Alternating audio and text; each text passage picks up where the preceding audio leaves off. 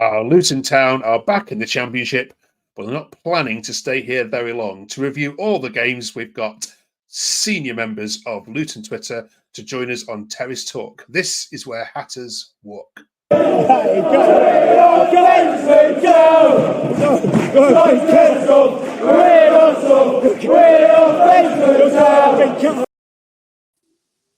Welcome to Where Hatters Walk. Look, we have got not one, not two, but three very famous Hatters fans joining us this year to get Luton Town back into the Premier League. And it's going to happen. I can feel it. Welcome to the channel. We have got lots to talk about. We're going to kick off straight away with the summer review. Welcome, Dan, to Terrace Talk. Are you optimistic for this season? Cautiously, yeah. Yeah, I don't like to big them up too much. I think Luton, the lads will probably concur with this. Luton prefer to be the underdogs. Seems to be less pressure. So being one of the favourites is a little bit unnerving, but it is what it is. We've kind of earned ourselves that right. So it's interesting, though. I mean, Finn, I'll ask you if that's all right, because all I keep seeing is Leeds, Burnley, Leeds in everyone's predictions for 1 or 2. I don't think I've seen Sheffield United, actually, perhaps as some people's, but I haven't seen anyone put Luton in either 1 or 2. Does that bother you at all?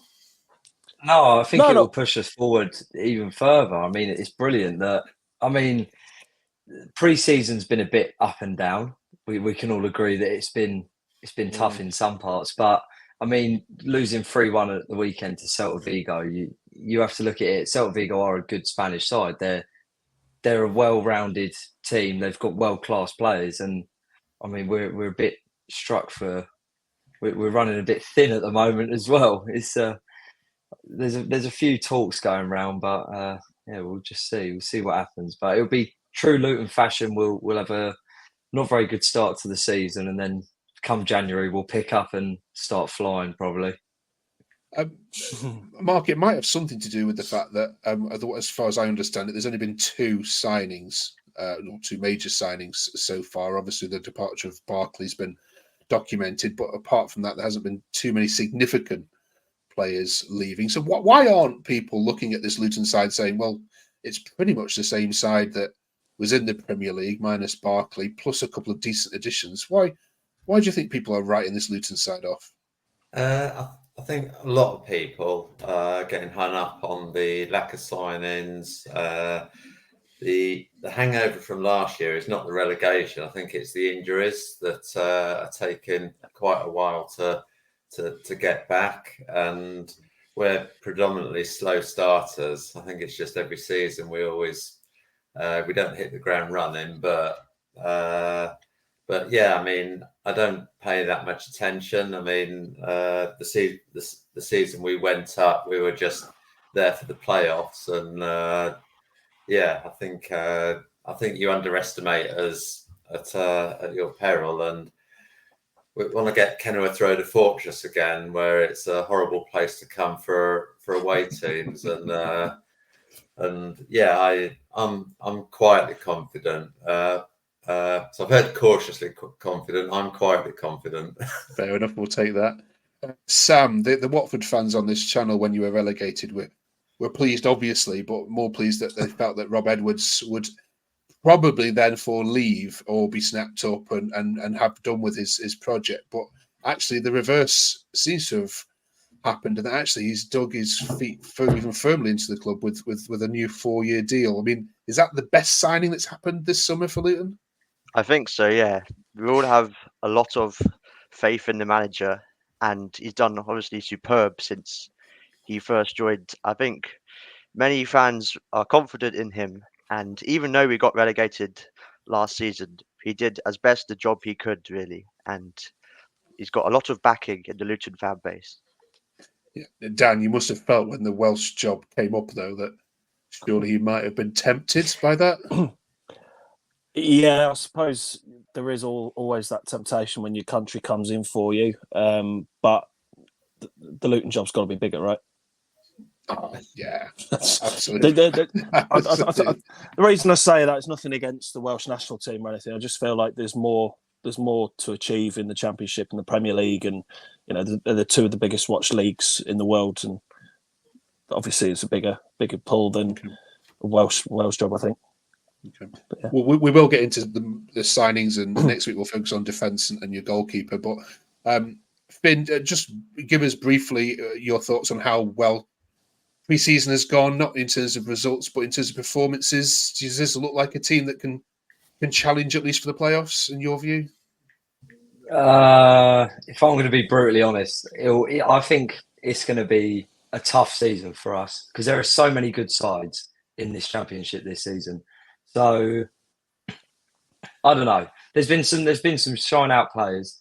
There's been some ones that stand out as usual. I mean, Ogbene, he's always going to be one of the best for us, and I think the Ruel Waters, who we've got from Arsenal, he's going to be him and Baptiste when they were playing together. They looked very good together, but we'll just have to see how it will go. I was going to ask you about Baptiste, Mark. You can perhaps comment further. I know you've watched most of the pre-season. How is your, I suppose, biggest name signing done so far? He looks very promising. I mean, he came to us with a bit of he's been lucky with injuries, and everyone's saying if we can keep him fit, he's going to be some player. I mean, he's not a Barkley replacement. How can you replace Ross Barkley? That type of player, but he's been playing in the middle with Jordan Clark, and is a player that likes to get forward, takes on people. I mean, the goal he created for Alfie Doherty on Saturday is just going to get a lot of assists, and I think with the attacking threats that we've got, Chio, Ogbene, Chong, I think he's just if we can keep him playing all season, he's just going to be a great. Is going to frighten a lot of teams. So I think the signing is keep him fit. There's lots of potential there, and it's another example of the great work that our recruitment team do, and they always find little gems. We hardly ever sign bad players, but more importantly, we sign good characters. They're good people, good characters, and that they'll fit in the team. They have no ego in the team. I think that's where the passion, heart, desire that gets us through a lot of games. Absolutely. And I've spoken obviously to a lot of clubs as we do on this channel, and many of them have crossed with ownership and worried about ownership being sold, Hull, Watford included in that. And it's nice, isn't it, that genuinely this is a well-run club, which I'd put you bottom of the list instead of having any financial issues going forward because of just how well run it is. Having said all that, Sam, when the fixture list came out and you saw your first opponent, quite honestly, did you have your head in your hands? I think, well, it's good. Our first game is at the Kenny. I think being at home is with favourites against most teams, but Burnley have had our number recently. And I think that might be tough because their style of play counteracts how we play. And last season, I think they beat us and they drew against us. So Burnley will be a tough game, I think. Yeah, they beat you 2-1, didn't they? In fact, I don't think you've beaten them since the year 2000. I'm not sure you were alive the last time. They're becoming your new bogey side. Let's bring in a bogey side. Let's bring in a Burnley fan and let's see if they've not been playing very well to give you some hope, shall we? Here's our focus.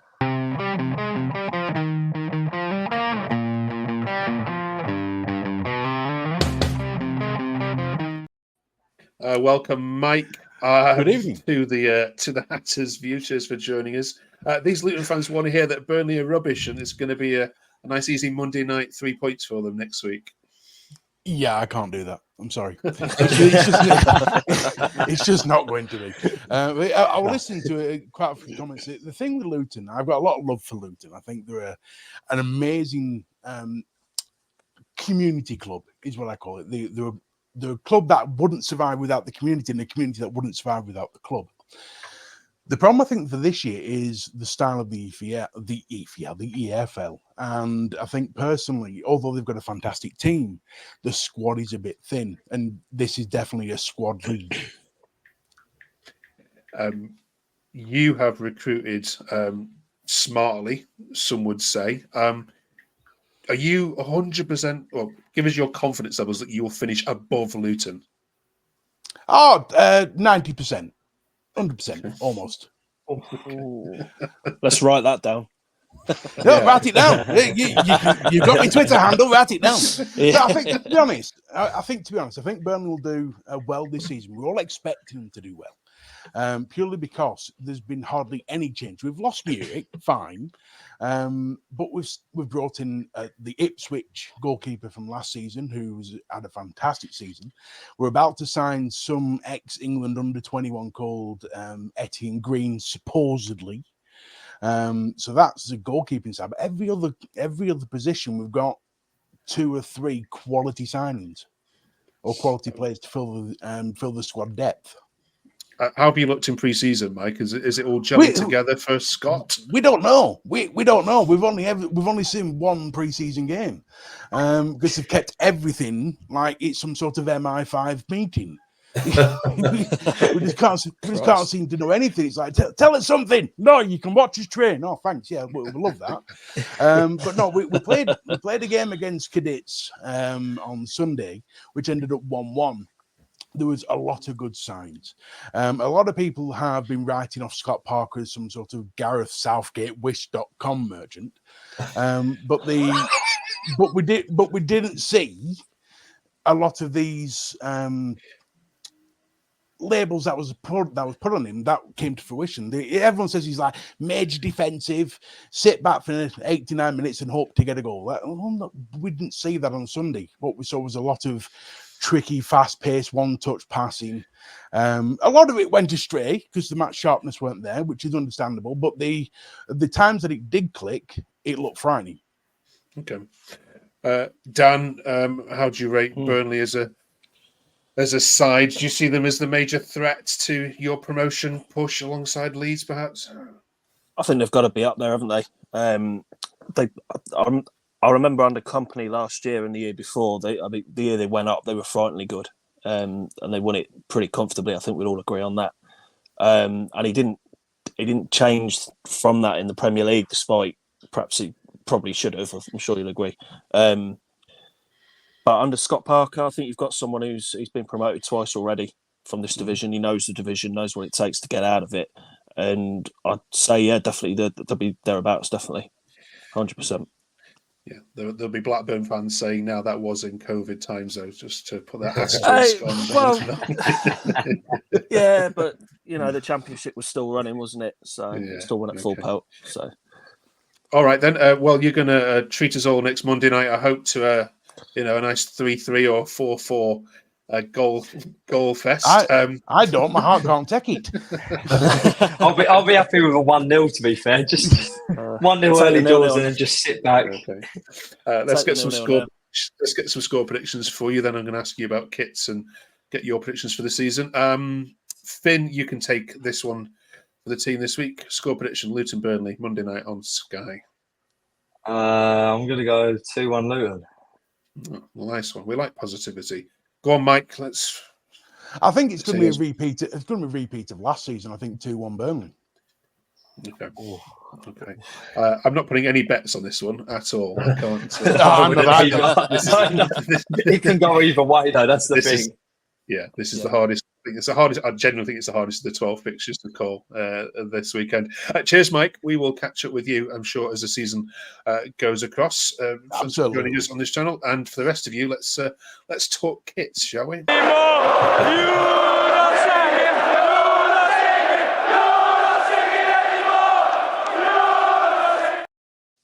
Hashtag rate my take. If you're a Luton fan and you tweet, please put hashtag rate my take, and these lot will view your comments and comment on them as the season goes on. So this week's tweet says, I've always said that teams should change the home kit one year and the away kit the next year. That way people with money can still get a new shirt each year, but those with less well off don't feel the pressure to do so. Well done, Luton Town. And actually, there's been that was just a sample of many similar comments saying, "Well done, Luton. Why don't more teams do this?" There was one cheeky commenter said, "Well, actually, it's because they over-ordered last year's home kit and they took loads in stock." Mark, where do you sit with this decision to not change the home kit? Totally agree. I mean, the cost of kits these days, 2 years is a great decision. I've heard we're getting our 2 new away kits announced this week. I've heard one's going to be a retro style kit, but I just love the home kit. I mean, the style of it is retro, going back to 74 when we were in the first division, like the old first division the last time. So I think it's a sensible choice. It's not just the money, the cost it costs for a new kit every time, and there's 3 kits. It's just like really expensive. So I think we're in the minority. I don't think hardly anyone else has done the same. But No, that's I'm pleased we're keeping that, and I'm pleased I've only got 2 shirts to buy this season. Sam, are you on board with this shirt we're looking at is the nicest shirt that you've had in many decades, or do you prefer it to be a bit more Luton orange than as many people have commented on? Yeah, there are a lot of debates over the orange color. I think some people want it to be some people say it's too red, but I think the kit overall is quite nice, and I think it is a good decision to keep it. Although they could have maybe announced it a bit sooner, because they announced it with a few days before the season starts. There are many people wondering when's the new kit coming out. But I think it's a good decision, and it is quite a nice looking kit. It's kind of represents the Rob Edwards era, really. And the era of us being in the Premier League, which obviously we're not anymore. But it's an iconic kit, our first Premier League kit. Yeah, as a neutral, I quite like the faded stripe. All right, before we let you go, we are going to get your one-word predictions, if that's okay. Then for the season, we'll go round in a circle, starting with Dan. 1 word or 2 word answers to these. Then, so Dan, obvious question first: where are Luton going to finish this season? Top 6. Finn, have I got to give a position or specific? I will let you off, but no more Fence City for the season. Finn, no. I'm gonna go second. I'm gonna go bold. Second. Yeah. Oh, we like that. Mark, 4th. Sam, 4th. Amazing. Who's going to win the championship then? Finn, we'll start with you this time. I hate to say it, but probably Leeds. Mark, I'm actually going to go Burnley, just from the Scott Parker effect of he's done it before. Okay. Sam, I'm gonna agree with Mark again. I'm gonna go Burnley. I think Scott Parker's got a record of getting promotions. And Dan? Yeah, I'll say Burnley as well, because, like I say, Scott Parker, they've done it before. They know what they're doing. So they look strong. Okay. Lots of people commenting this is a weaker league than last year. So in that respect, we're going to ask you for who's going down. Just give us one name that you expect to see in the bottom 3. Mark, you can start off. Plymouth, just because of the Rooney effect. Okay. Sam, I'm gonna be bold. I'm gonna say Stoke. Okay. Ooh. Dan? Ooh. I'd love to say Watford, but I think it's going to be. I think it probably will be Plymouth. I'd imagine. Okay. And Finn? I'm going to go QPR. Okay. Like it. All right, last question then for you. I'm going to grant you all a 6-0 win at any stadium, anywhere throughout the season. It can't be Watford. It can't be Watford. Means we've got to think about it now. So any ground, any team, you can win 6-0 and have an amazing time. Where is it going to be? Sam, start with you. I think I'm going to go Leeds, Ellen Road, isn't it? Because if we beat them 6-0, I think we'd be going up. And it's a nice ground to win at. You might have a few things hurled at you if it's 6-0, but yeah, that's fine. Dan? Well, I live in Coventry, so them definitely nailed on. Brilliant. It's got to be. Ben? I want to go QPR. Win at their place 6-0. Okay. We were already halfway there last summer in the Championship, so might as well carry on. Okay. And Mark? I'm torn between like Leeds United for different reasons. Everyone like social media thinks they deserve to win the Premier League, and they're only passing through the Championship. So to rain on their parade would. Brilliant. Well, look, I think this is going to be the most competitive Championship that we've had for a long, long time. And I think Luton are going to have a lot to say in it. So we're excited to be alongside the journey with you, as if you allow an Everton fan, which I'm sure Everton is not anywhere near in your teams that you are liking at the moment. I'd be very grateful for your company each week. If you are a Luton fan, please obviously do subscribe. We would love these guys to be able to take much more content for you. Drop us a comment below as to where you think Luton are going to finish as well, and we will catch you all on the other side of next Monday night's game. Thank you very much, all of you. Thank you. Cheers. Thank you for having me. Thank you.